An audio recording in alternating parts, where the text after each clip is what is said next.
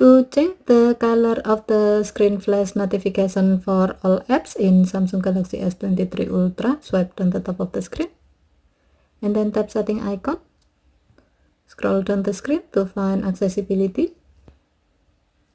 Tap accessibility and then tap advanced setting.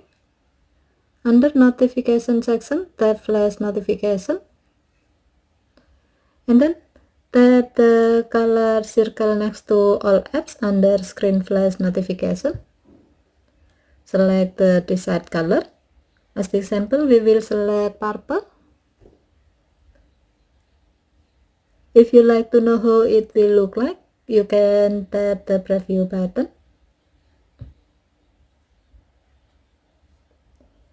If you are satisfied with the result, tap done button to save the change.